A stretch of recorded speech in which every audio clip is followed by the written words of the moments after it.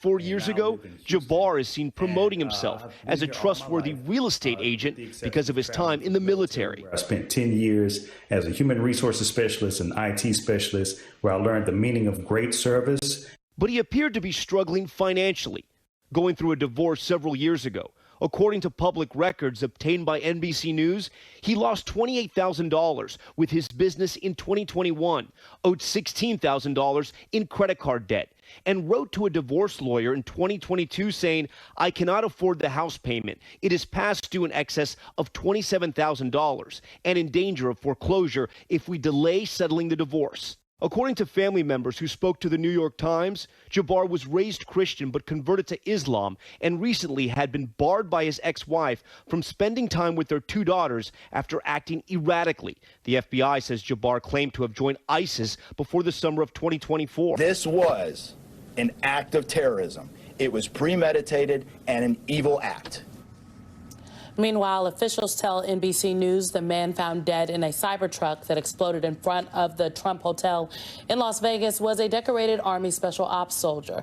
An Army spokesperson says Matthew Allen Livelsberger was on approved leave. Now, officials say he was found with what appeared to be a self-inflicted gunshot wound. 7 bystanders had minor injuries. So far, officials haven't said anything about a possible motive. I want to start off tonight with Frank Figliuzzi, former FBI Assistant Director for Counterintelligence and an MSNBC's senior national security analyst. Frank, first, I have been watching all of the press conferences that the FBI has been doing on particularly the tragic attack that they are now investigating as a terrorist attack in New Orleans. And it struck me today that senior officials in the FBI were the ones conducting the briefing, not local officials. Talk to us just about how the FBI is conducting this investigation right now and what we now know.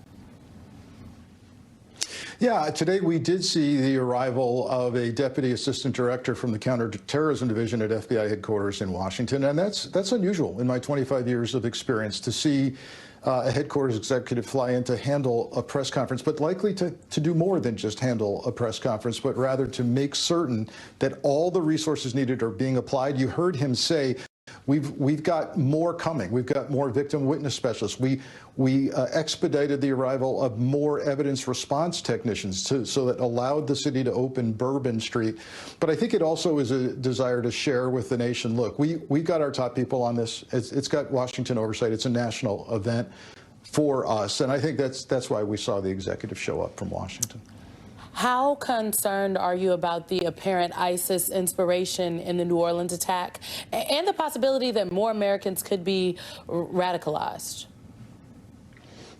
So this is a reminder, even though we've been hearing this like a drumbeat when we hear the FBI director, the DHS secretary testify on Capitol Hill repeatedly since at least October 7th and the attack on Israel, the hostage taking. We've been told there are calls for violent jihad against the West. And so specifically on December 6th, the FBI and DHS issued a joint bulletin to law enforcement saying, look, we're concerned about vehicle ramming attacks on public events during the holiday season. So it doesn't surprise those of us that are in the business, but it should be a reminder that we are in a heightened threat environment and the danger of homegrown extremism. You know, we keep hearing about, oh, the migrants are coming, let's build the wall, we can't let people in. This is an American-born Texas resident who served in the U.S. Army. You can't stop homegrown extremism and radicalization by closing down the country. You've got to do it other ways. You know, Frank, this all happened just about 3 weeks before Donald Trump retakes the White House. And it feels like these incidents are just really putting the FBI front and center just before the agency has a change in leadership. What should Americans know about the Bureau's role in investigations like these? Well, one of the things to know is that very quietly, not always on the front page, if anywhere, the FBI almost on a monthly basis takes down and prevents one of these acts from occurring. They repeatedly use sting operations to draw suspects out and see if they're actually going to act out on what the predication is for that investigation to begin. They do that day in and day out. They don't do it for political reasons. They do it to simply protect communities, and they're cleaning this up now by getting attribution, telling us with now certainty this was not something that was done with a cell or associates. Right now it looks like it wasn't even actually directed by ISIS overseas, but rather this was likely an online recruitment, which is a huge problem. Frank, thank you so much. Now let's bring in our leadoff panel. Peter Baker is with us, Chief White House Correspondent for the New York Times. Jasmine Wright is also here on set, reporter for Notice. And Amna Nawaz is a co-anchor of PBS NewsHour and an MSNBC contributor.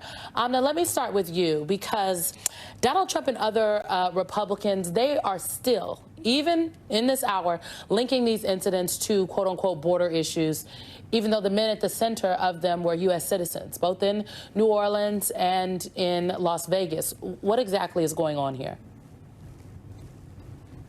Simone, in some ways, what we've seen from President-elect Trump and many people he's picked to be in his cabinet is very predictable, but also very confusing. As you rightly pointed out, the facts show so far no evidence linking anything we've seen so far to any immigration-related issues whatsoever, period, end of sentence. Frank just laid this out as well. The terror-inspired attack in New Orleans was carried out by a U.S.-born, Texas-raised American citizen, former military veteran as well.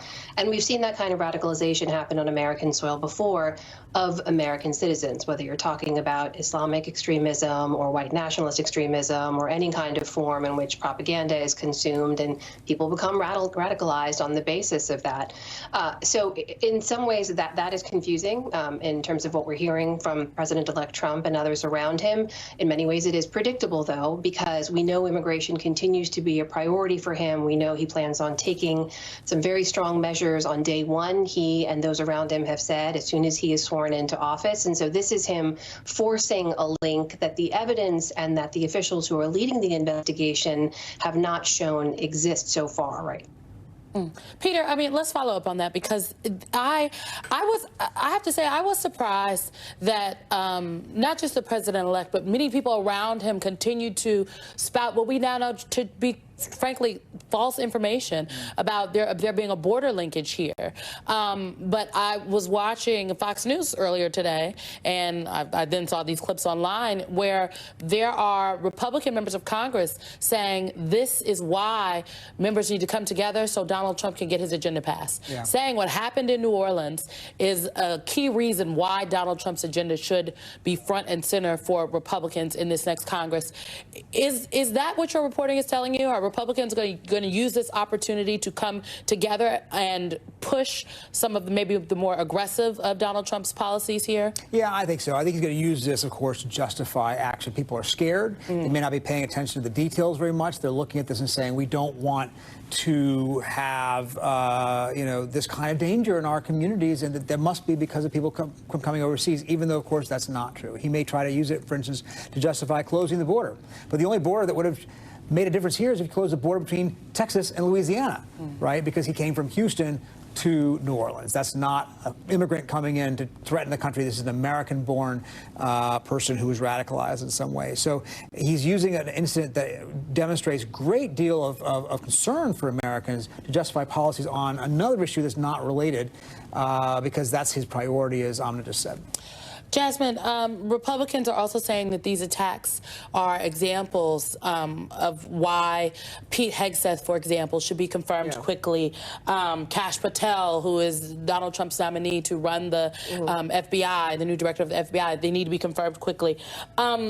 Democrats say the attacks demonstrate that these particular picks deserve more scrutiny. Yeah. What's your reporting telling you? Yeah, well, I think that this type of attack would have be a lot different in a different Washington. But what we know is that Washington is so far partisan, it's so gridlocked, and so there is going to be pushback in a way that maybe there wouldn't have been if this had happened 5-10 years ago. Certainly Democrats are not going to want to cave on these picks because they feel that they are bigger than any one moment. They feel that these picks could have a really detrimental impact when I talk to senators on the Hill for years to come, and therefore they don't want them in there. Now, of course, Democrats come January 3rd, or I think it's tomorrow possibly, they're going to be really in the minority. So they're not going to have so much pull on these places, except for maybe else in the committees. But still, I think that they are not going to want to play ball with Donald Trump on some of these particularly controversial picks, like Pete Hegseth, like Kash Patel, like Tulsi Gabbard for DNI.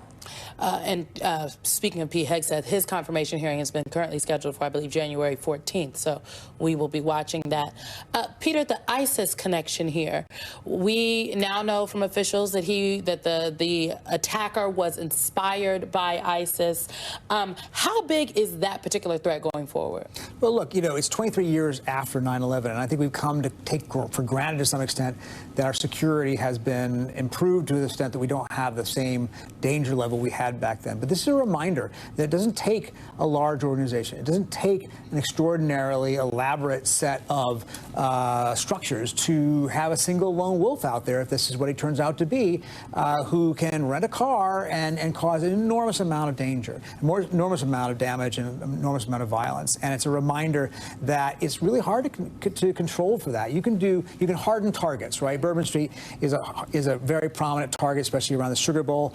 And there's a lot of reporting tonight by my paper and others, I think, about whether or not they had done enough to harden that target. But what are you going to do about people who individually decide that they are going to subscribe to the radical beliefs of a foreign operation like this? Remember, Donald Trump told us he destroyed ISIS in his first term, and he obviously did, in fact, take back territory in the Middle East from ISIS. But that didn't mean ISIS actually went away. I mean, this is a really good point. Donald Trump repeatedly almost brags about defeating ISIS, but taking them out, physical structures is one thing, but it is clearly not the case that the ideology, the inspirational aspects, if you will, of ISIS, when it comes to their influence, has been defeated. So how do you think his incoming administration is likely going to tackle this particular type of threat? No, and the way that you're framing it here is exactly right. It's important for people to understand that ISIS is nowhere near the organizational and territorial power that they were a decade ago when they controlled huge swaths of Iraq and Syria. And yes, American allied forces have worked very, very hard over those years to significantly degrade that territorial capability. But there are still thousands of ISIS fighters out there. They operate with bases across a number of different countries. And as Frank mentioned earlier, we've been hearing from U.S. intelligence and national security officials for many, many months now that threat remains and has grown since the Hamas attack in Israel on October 7th and the aftermath with Israel's response to those attacks. And then also after the fall of the Bashar al-Assad regime in Syria, those threats have been growing. And so you do not need to have a large structural organization somewhere directly telling people where to go and how to build explosives. What they've been doing instead has been just pumping out propaganda from those different bases in different languages intended to inspire individuals around the world to carry out these kinds of attacks. And the reason a number of those attacks have been thwarted is because of organizations like the FBI. It's because of the work of U.S. and allied intelligence officials.